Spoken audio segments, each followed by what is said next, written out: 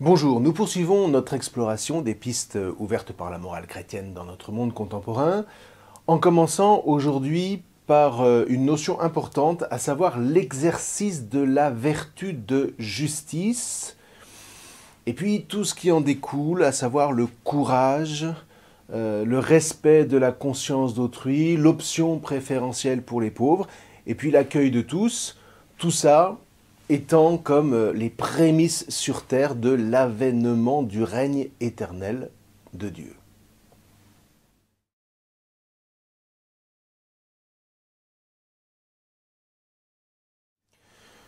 Non seulement le chrétien travaille à la charité, à la liberté, à la vérité et à la fraternité dans ce monde au nom et par le Christ Jésus qui vit en lui, comme dit saint Paul, vous vous souvenez, c'est dans l'Épître aux Galates au chapitre 2, mais encore, le chrétien se découvre être un soldat de la justice. Alors, non pas seulement la justice qui régit le comportement des hommes en société par des codes, pour ça, eh bien, pas besoin d'être chrétien, dès que les hommes se sont regroupés en société, les codes de droit sont apparus nécessairement. Le code de Hammurabi, par exemple, cette stèle de jurisprudence mésopotamienne de presque 4000 ans, en est une des preuves les plus célèbres. Au sens le plus étroit du mot, la justice consiste à rendre à chacun selon son dû. C'est là un devoir moral fondamental et c'est ici que la justice devient une vertu, c'est-à-dire une force qui élève. Rendre à chacun selon son dû, donc, à commencer par Dieu, ce qu'on appelle la religion, au sens propre, qui nous fait rendre à Dieu l'honneur qui lui est dû. Mais évidemment sans oublier le prochain. La justice, de ce point de vue, est comme le premier degré de la charité, toujours elle. Vous voyez, je n'aime pas l'autre au prorata de ce qu'il m'apporte, mais en premier ressort, au prorata de la justice à laquelle il a droit de ma part, et donc de l'honneur que je lui dois au nom de cette justice. Alors ici, on distingue traditionnellement entre ce qu'on appelle d'une part la justice distributive, qui règle la participation de chaque individu aux biens dont dispose l'ensemble de la société. C'est la question des salaires au prorata du mérite, des responsabilités, mais aussi des aides sociales, etc., etc.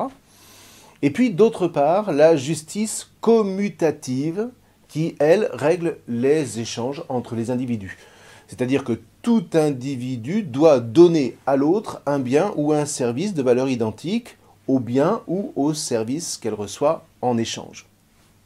Là, parfois, il n'est pas question de tenir compte de la condition des individus, que tu gagnes 800 € par mois ou que tu en gagnes 15 000, eh bien, tu payes ta baguette de pain, tant d'euros, et c'est la même chose pour tout le monde, parce que la valeur du travail du boulanger concernant une baguette est estimée à ce prix, point final.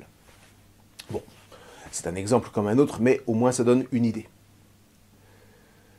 Quoi qu'il en soit, ces deux notions de justice sont assez classiques en morale. Et comme telles, elles ne sont pas spécifiquement chrétiennes. Elles remontent au moins au philosophe Aristote, c'est-à-dire à la Grèce du IVe siècle avant Jésus-Christ. Ceci dit, voilà, les chrétiens ne sauraient évidemment pas s'y soustraire, dans la mesure où la justice entre dans le processus d'humanisation de tout un chacun. Ceci dit, la Bible, elle, prend le mot de justice en un autre sens qui dépasse ce qu'on vient de décrire. Bon, attention, vous vous souvenez, avant de dépasser, il faut déjà atteindre. Donc, dépasser ne veut pas dire négliger. Ceci rappelé, vous n'allez pas tellement être surpris. La justice, selon Dieu, consiste moins en ce qui est juste, pour ainsi dire, qu'en ce qui rend juste. On appelle ça la justification. Et le Concile de Trente, dès le XVIIe siècle, le dit explicitement. La justice de Dieu, non pas celle par laquelle il est juste lui-même, mais celle par laquelle il nous rend juste, est celle par laquelle, l'ayant reçu de lui comme un don, nous sommes renouvelés par la transformation spirituelle de notre intelligence. Nous ne sommes pas seulement réputés justes, mais nous sommes appelés et nous sommes vraiment justes, recevant chacun en nous la justice selon la mesure que l'Esprit Saint partage à chacun comme il le veut, et selon la disposition et la coopération propres à chacun. Dit autrement, la justice qui rend juste, la justification, est le fruit de la rencontre, allez on recommence, de la rencontre entre d'une part le baptisé qui travaille par son libre arbitre illuminé par l'Esprit Saint à obéir aux prescriptions du décalogue et se rendre ainsi disponible à la grâce, et d'autre part Dieu qui, par sa grâce précisément, vient féconder le disciple pour le porter à la plénitude de la vie. Et Jésus s'est lui-même plié à cette dynamique, lui qui est sans péché, c'est-à-dire lui qui a accompli sans faillir toutes les prescriptions de la Torah de vie. Il a été reconnu juste par le Père, au point que la mort n'a eu sur lui aucun pouvoir. Ceci dit, il n'a pas fait que formellement obéir au décalogue, il y a ajouté le don de soi. Et c'est là qu'il veut nous entraîner, comme le révèle le passage de sa rencontre avec le fameux jeune homme riche. Jésus se mettait en route quand un homme accourut et tombant à ses genoux lui demanda « Bon maître, que dois-je faire pour avoir la vie éternelle en héritage ?» Jésus lui dit « Pourquoi dire que je suis bon? Personne n'est bon sinon Dieu seul. Tu connais les commandements, ne commets pas de meurtre, ne commets pas d'adultère, ne commets pas de vol, ne porte pas de faux témoignages, ne fais de tort à personne, honore ton père et ta mère. » L'homme répondit, « Maître, tout cela je l'ai observé depuis ma jeunesse. » Jésus posa son regard sur lui et il l'aima de charité.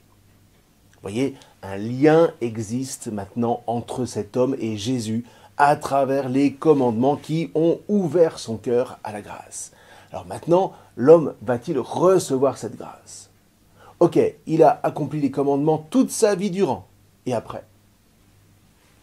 Jésus lui dit, « Une seule chose te manque. » Ah, attention, voilà le dépassement.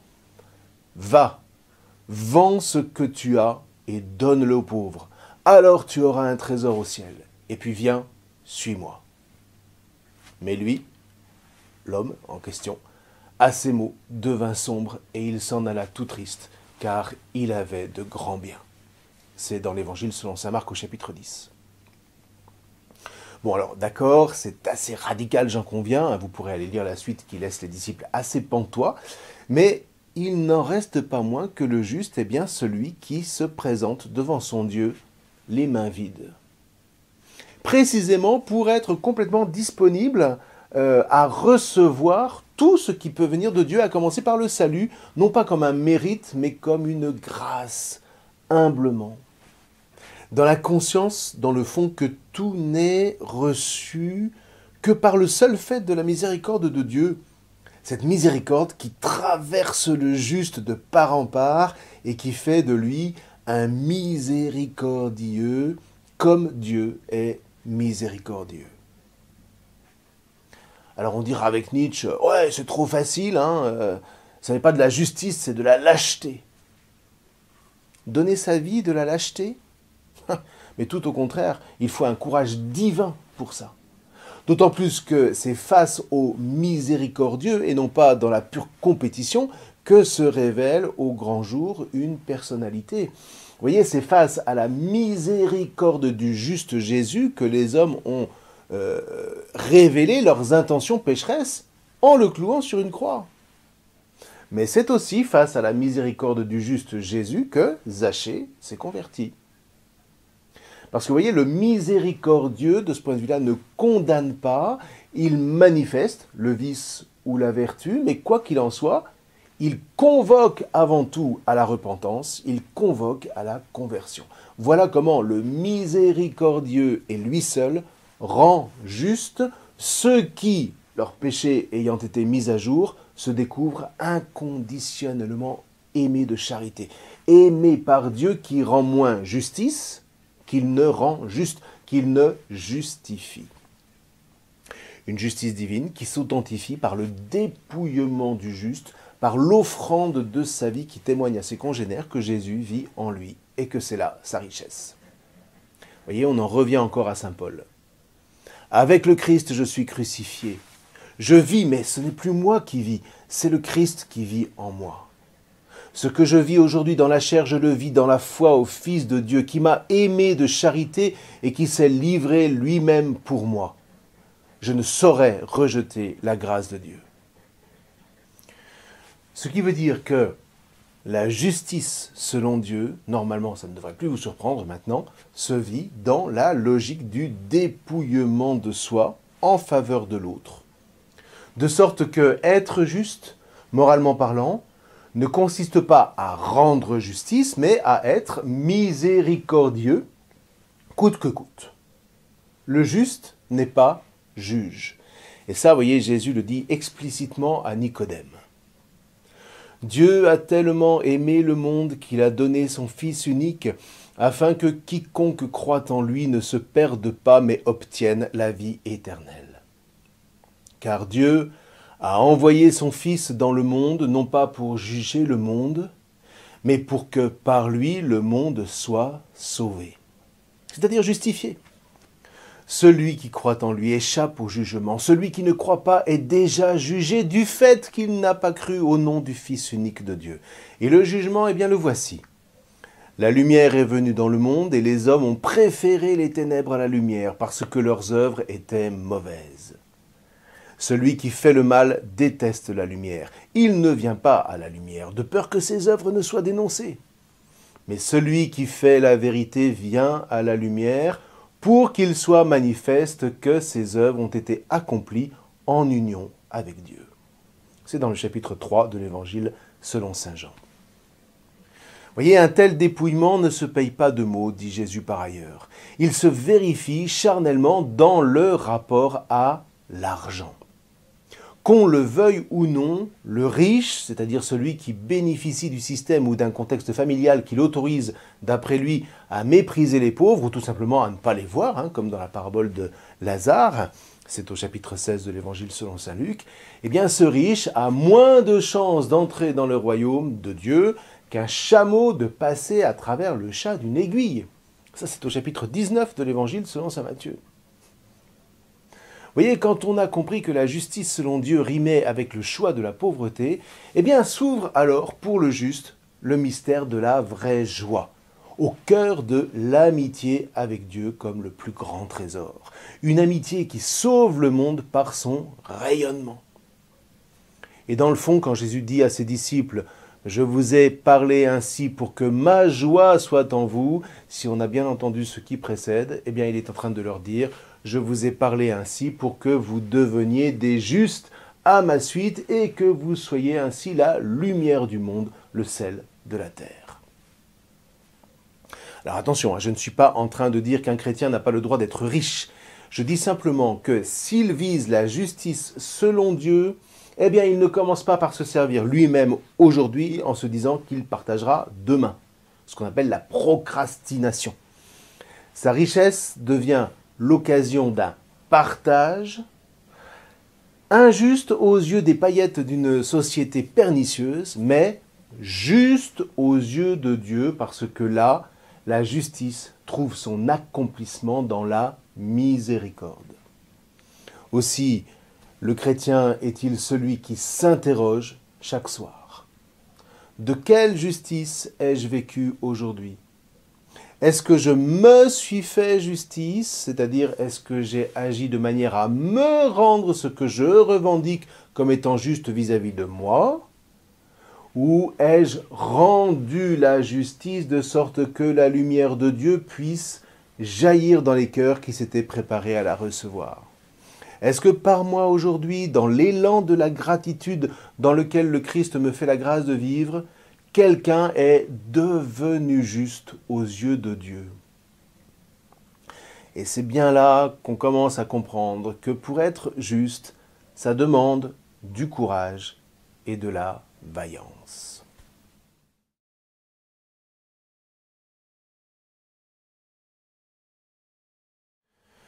Sixième piste de réflexion. Le chrétien est ce frère ou cette sœur qui sait puiser en Christ le courage d'agir dans le monde pour qu'il jaillisse la lumière de la vraie vie. Qu'est-ce que vous voulez? Le chrétien ne peut pas se contenter de fonctionner pour lui-même ou simplement pour son petit cercle familial. Il a nécessairement une vision plus large qui le libère des conditionnements et des courses effrénées que lui impose le rythme fou de l'argent roi. Et de ce point de vue, c'est vrai qu'il sort de sa zone de confort. Mais il fait confiance à l'Église et à ses frères et sœurs, et il s'engage dans les diverses missions qu'elle assure aujourd'hui, encore avec assez de bonheur. Alors ici, plusieurs passages viennent à l'esprit de la Bible. « Courage, ma fille, ta foi t'a sauvée », dit le Christ à une femme qui s'était approchée de lui dans l'espoir de guérir de ses pertes de sang. « Courage, Zorobabel », crie le prophète âgé lorsqu'il s'agit de rebâtir Jérusalem alors que les ennemis se dressent de toutes parts. Et puis il y a cette magnifique harangue du prêtre Esdras. « La joie du Seigneur est notre rempart ». Alors, il n'en reste pas moins que le chrétien aura souvent, à l'image de son maître, à durcir son visage pour aller jusqu'au bout de sa mission. Comme s'accomplissait le temps où il allait être enlevé au ciel, Jésus durcit sa face et il prit la route de Jérusalem, dit saint Luc au chapitre 7.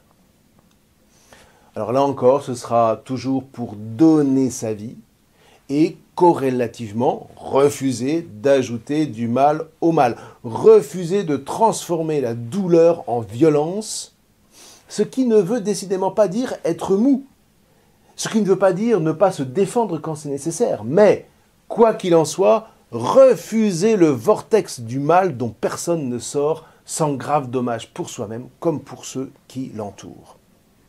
Et parallèlement à la suite du Christ, faire le choix de la vie, coûte que coûte. Révéler à nos frères et sœurs leur dignité en les appelant à faire la rencontre de Dieu en vérité. C'est tout de même autrement plus puissant que les projets néo-nietzschéens qui apparaissent aujourd'hui sur fond de désespoir vis-à-vis d'une société qu'ils voudraient certes réformer. Mais c'est en lançant les gens les uns contre les autres pour soi-disant que le meilleur gagne. Ouais, mais de quel meilleur parle-t-on ? Vous voyez, avec tout ça, résultat, Nietzsche ne fait pas œuvre de société, il fait œuvre de déconstruction, il fait œuvre de décréation. Alors, en même temps, je ne dis pas qu'une saine compétition n'est pas sa place dans le monde, au contraire. Les hommes n'apprennent jamais mieux à se connaître qu'en se dépassant. Mais si c'est pour mépriser les perdants, alors mieux eût-il fallu ne pas gagner. Et de ce point de vue-là, le Christ nous aura prévenus. Si quelqu'un veut marcher à ma suite, qu'il renonce à lui-même, qu'il prenne sa croix et qu'il me suive. Car celui qui veut sauver sa vie la perdra, mais qui perd sa vie à cause de moi la trouvera. Voilà, le trésor. Quel avantage en effet un homme aura-t-il à gagner le monde entier si c'est au prix de sa vie ? Et que pourra-t-il donner en échange de sa vie? Car le Fils de l'homme va venir avec ses anges dans la gloire de son Père. Et alors, il rendra à chacun selon sa conduite. Chapitre 16 de l'Évangile selon saint Matthieu. Vous voyez, décidément, le chrétien, lui, œuvre au nom du Christ à la rencontre des hommes les uns avec les autres. Il y met toute son énergie, toute sa passion, toute sa vigueur, parce qu'il sait que par-delà la violence qui peut habiter ses frères et sœurs, subsiste toujours en chacun d'entre eux un profond désir de vie, de croissance et surtout d'amitié. Voilà, vous voyez, ce combat-là est le plus courageux et le plus noble qui soit. Le noble n'est pas seulement le plus fort, le noble, c'est le fort qui sait mettre son énergie au service des plus faibles, en ayant le courage de s'abaisser devant eux pour vivre à leur côté sans perdre pour autant sa grandeur intérieure. Mieux, ce faisant, le noble, le juste, le saint, ouvre les plus faibles à leur propre noblesse intérieure, de sorte qu'à leur tour, loin de se satisfaire mesquinement d'être assistés, eh bien ils se mettent au service de leurs frères et sœurs. C'était le but dans le Moyen-Âge. Vous voyez, les seigneurs étaient invités par l'Église, une fois l'an, à laver les pieds des serfs. Eh bien, ça avait du sens. On peut s'en moquer aujourd'hui, mais n'empêche que ça avait la grande vertu de remettre les choses à l'endroit. Et vous voyez, c'est ce qui va faire dire à Paul que tout homme, dans le fond, a une Torah de vie intérieure, un goût de vivre en plénitude que le chrétien a pour mission de révéler à la multitude des hommes, comme l'y envoie le Christ qui vit en lui.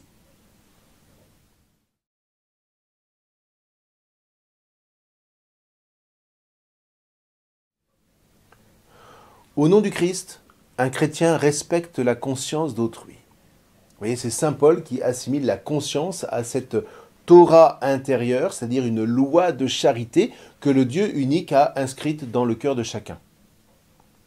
Quand des païens qui n'ont pas la Torah, c'est-à-dire la Torah de Moïse, pratiquent spontanément ce que prescrit cette Torah, eh bien eux qui n'ont pas la Torah de Moïse sont à eux-mêmes leur propre Torah. Ils montrent ainsi que la façon d'agir prescrite par la Torah est inscrite dans leur cœur et leur conscience en témoigne. C'est dans l'Épître aux Romains au chapitre 2. Donc voyez toujours avoir à l'esprit que même celui dont la conscience semble apparemment la plus fermée obéit toujours, d'une manière ou d'une autre, à une Torah intérieure en recherche de vie. Même quand il pose des actes radicalement incompatibles avec la Torah de Dieu et avec l'Évangile, comme par exemple l'abandon des parents, le meurtre, le mensonge, l'adultère, le vol, enfin c'est principalement, vous avez bien reconnu le décalogue ici, eh bien même là, un chrétien n'a pas le droit de désespérer. En premier chef, parce que, en ce qui le concerne, Jésus n'a pas désespéré de lui et lui a fait miséricorde alors même qu'il ne le méritait pas. Vous voyez, si on avait le temps, je vous raconterai l'histoire de John. John était un tortionnaire au service d'un État voyou qui, un jour arrêté, s'est révélé être un tigre dans la prison. Personne, pas même les détenus, n'osait l'approcher. Jusqu'au jour où, lisant l'évangile qu'un prêtre avait déposé dans sa cellule, il a rencontré le Christ. Tous les visages de ses victimes lui sont revenus en mémoire. Il en a fait des cauchemars pendant des nuits. Et puis il s'est converti. Il s'est mis humblement au service des prisonniers. Et pourtant c'était une baraque, j'aime autant vous dire. Et il est aujourd'hui un pasteur au milieu de ses frères les plus pauvres. C'est assez renversant. Vous voyez donc, en Christ, un chrétien n'a jamais le droit de désespérer de quiconque. Et si nous sommes tentés par la désespérance, eh bien revenons par la prière à la miséricorde que Dieu nous a accordée, puisque, comme l'Église nous le fait reconnaître avec justesse, à chaque Eucharistie, vous et moi, les premiers, nous sommes des pécheurs rachetés. Restons toujours greffés sur cette mémoire qui fonde notre vie aujourd'hui et qui maintient notre regard tourné vers les plus pauvres de nos frères, dans tous les sens du terme.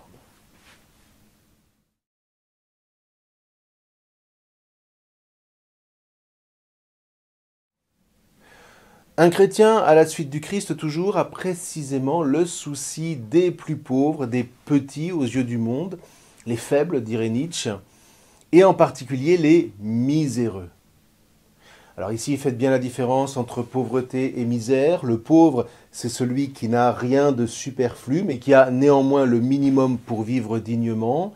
Le miséreux, lui, est celui qui n'a même pas ce minimum en matière d'alimentation, de logement, d'accès aux soins, à l'éducation, à l'emploi et à toutes les libertés fondamentales. Autrement dit, le miséreux souffre d'une privation grave de biens essentiels, qu'ils soient matériels, sociaux ou culturels, auxquels il aurait droit en toute justice. Une privation donc qui porte atteinte à la dignité de sa personne. Quand l'Église parle de l'option préférentielle pour les pauvres, elle vise plus particulièrement les miséreux de notre monde qui composent en ce début de 3e millénaire pas moins de 1/8 de la population mondiale.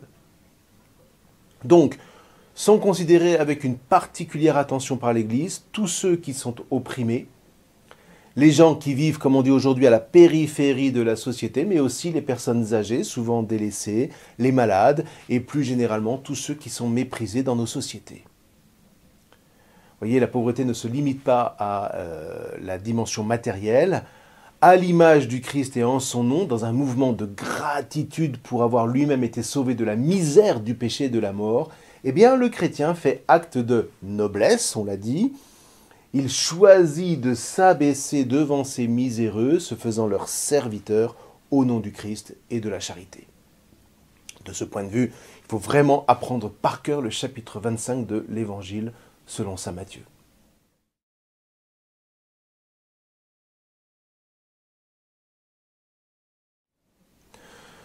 Dans la même ligne que l'option préférentielle pour les pauvres, eh bien, le chrétien accueille tout homme au nom du Christ Jésus, sans juger, sans condamner, ami comme ennemi. Vous voyez, il n'y a pas si longtemps, par exemple, avant la dernière guerre mondiale, les chrétiens avaient pour coutume, le dimanche en particulier, de déjeuner en laissant leur porte ouverte et en rajoutant une assiette à la table de famille pour tout homme ou pour toute femme affamée qui frapperait à leur porte.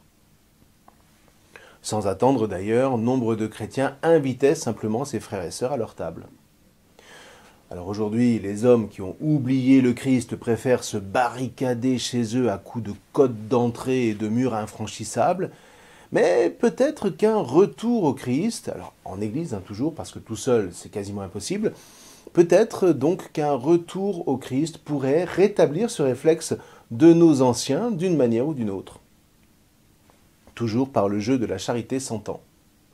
Et ce serait le signe charnel lancé dans l'obscurité du monde d'une dignité retrouvée pour tout homme, quel que soit son niveau de vie, se sentant appartenir à une famille, à un peuple, et non pas seulement appartenir à une nation où ne règne que le chacun pour soi, faute d'avoir appris que le bonheur véritable tient dans le courage exercé du don gratuit de soi, sans forcément de rémunération à la clé.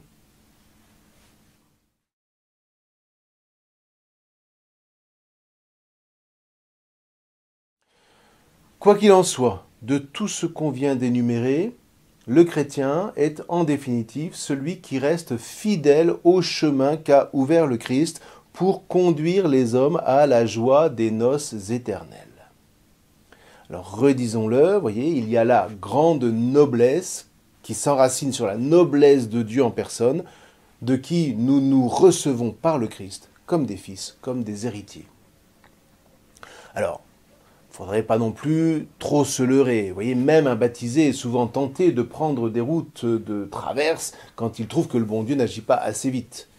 Alors à ce moment-là, on prend sa place en quelque sorte, mais l'expérience dès la Bible nous répète inlassablement que ce genre de comportement n'aboutit en fait qu'à des impasses, parce que ce ne sont que des routes de violence, encore et toujours. Des routes de péché, des routes de mort. Seule la fidélité, c'est-à-dire la foi vécue dans l'endurance, attachée à une espérance ferme, même dans les moments de désolation, et à la charité qui nous fait donner notre vie, seule une telle foi, donc, donne des fruits qui demeurent, quand bien même nous aurions l'impression de piétiner. Et ici, vous voyez, il faut à nouveau entendre Jésus. Ne vous souciez pas pour votre vie de ce que vous mangerez, ni pour votre corps de quoi vous le vêtirez. La vie ne vaut-elle pas plus que la nourriture et le corps plus que le vêtement? Regardez les oiseaux du ciel, ils ne font ni semaille ni moisson, ils n'amassent pas dans les greniers et votre Père céleste les nourrit. Vous-même, ne valez-vous pas beaucoup plus qu'eux? Qui d'entre vous, en se faisant du souci, peut ajouter une seule coudée à la longueur de sa vie? Et au sujet des vêtements, pourquoi se faire tant de soucis? Observez comment poussent les lys des champs. Ils ne travaillent pas, ils ne filent pas. Or, je vous dis que Salomon lui-même, dans toute sa gloire, n'était pas habillé comme l'un d'entre eux. Si Dieu donne un tel vêtement à l'herbe des champs qui est là aujourd'hui et qui demain sera jeté au feu, ne fera-t-il pas bien davantage pour vous, hommes de peu de foi? Ne vous faites donc pas tant de soucis. Ne dites pas qu'allons-nous manger, ou bien qu'allons-nous boire, ou encore avec quoi allons-nous nous habiller. Tout cela, les païens le recherchent. Mais votre Père céleste sait que vous en avez besoin. Cherchez d'abord le règne de Dieu et sa justice. Et tout cela vous sera donné par surcroît. Ne vous faites pas de soucis pour demain. Demain aura souci de lui-même. À chaque jour suffit sa peine. Très beau passage du chapitre 6 de l'Évangile selon saint Matthieu. Et il ne s'agit pas ici de nonchalance, parce que corrélativement, le Christ nous a donné le commandement incontournable qui seul nous permet d'être féconds et de construire charnellement un monde qui en vaille la peine. Aimez-vous de charité les uns les autres comme je vous ai aimé de charité.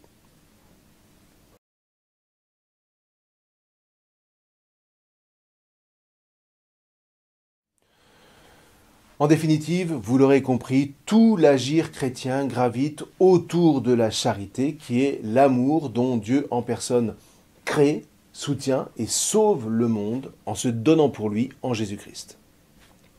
Ce Dieu s'est offert comme une lumière à accueillir en venant chez les siens, en s'incarnant, en épousant et en assumant notre chair pour nous faire communier aux noces de la vie éternelle. Et ici, qu'est-ce que vous voulez, on est quasiment à la fin de notre parcours. Il faut réentendre l'indépassable prologue de l'Évangile selon saint Jean. Au commencement était le Verbe. Et le Verbe était auprès de Dieu, et le Verbe était Dieu. Il était au commencement auprès de Dieu. C'est par lui que tout est venu à l'existence, et rien de ce qui s'est fait ne s'est fait sans lui. En lui était la vie, et la vie était la lumière des hommes. La lumière brille dans les ténèbres, et les ténèbres ne l'ont pas arrêtée. Il y eut un homme envoyé par Dieu, son nom était Jean, Jean le Baptiste. Il est venu comme témoin pour rendre témoignage à la lumière afin que tous croient par lui. Cet homme n'était pas à la lumière, mais il était là pour rendre témoignage à la lumière. Le Verbe était, lui, la vraie lumière qui éclaire tout homme en venant dans le monde. Il était dans le monde et le monde était venu par lui à l'existence, mais le monde ne l'a pas reconnu. Il est venu chez lui et les siens ne l'ont pas reçu. Mais à tous ceux qui l'ont reçu, il a donné de pouvoir devenir enfants de Dieu, eux qui croient en son nom. Ils ne sont pas nés du sang, ni d'une volonté charnelle, ni d'une volonté d'homme, ils sont nés de Dieu. Et le Verbe s'est fait chair. Il a habité parmi nous et nous avons vu sa gloire, la gloire qu'il tient de son Père comme Fils unique, plein de grâce et de vérité. Vous voyez, toute la morale chrétienne consiste à recevoir en soi le Verbe de Dieu fait chair, à se faire le réceptacle de cette lumière de vie, cette lumière qui est parue le jour 1 de la création et qu'on appelle la grâce. Dans le fond, la morale chrétienne n'a pas d'autre objectif que de se rendre disponible à ce don infini de Dieu qu'est la charité dans la foi et l'espérance, et de témoigner de cette grâce agissante à travers l'Église, à travers le peuple chrétien répandu aujourd'hui dans le monde entier. Et pour terminer enfin sur ce sujet, je voudrais citer un passage du père Pierre Guibert à la fin de son livre « La morale revisitée ». J'aime à comparer la loi morale aux glissières de sécurité qui bordent nos routes et qui empêchent d'aller dans le fossé. La glissière de sécurité n'agresse pas l'automobiliste, elle ne brime pas sa liberté, elle la sauvegarde en le protégeant contre les conséquences d'un éventuel accident. Eh bien, la loi morale a la même fonction. Elle évite à la conscience morale de chacun de s'égarer en des désirs ou en des actes plus ou moins destructeurs pour soi-même, pour autrui ou pour la nature elle-même. Elle évite que l'on ne s'égare dans le n'importe quoi. La morale bien comprise, celle que Dieu propose comme un chemin de bonheur, est la seule que nous puissions librement accepter. Vois, je mets devant toi le bonheur et le malheur, la mort et la vie, choisis la vie. Je trouve que ça résume effectivement vraiment bien le cadre vivifiant de la morale chrétienne qui n'est décidément pas un carcan, mais qui, par le Christ, se révèle être un chemin de liberté, un chemin de fraternité, d'une fécondité personnelle et sociétale éprouvée depuis plus de 20 siècles à travers les saints que le Christ pasteur a guidé. Lui qui est précisément le chemin, la vérité et la vie. Voilà donc pour ce qui concerne la morale chrétienne, cette morale qui authentifie charnellement la proclamation du salut en Christ, sans quoi, ma foi, qu'est-ce que vous voulez, cette proclamation ne serait jamais qu'un pur mensonge. Je vous laisse cette fois encore avec pas mal de grains à moudre avec votre accompagnateur. Que le Christ Jésus vous garde dans sa bénédiction. Je vous remercie.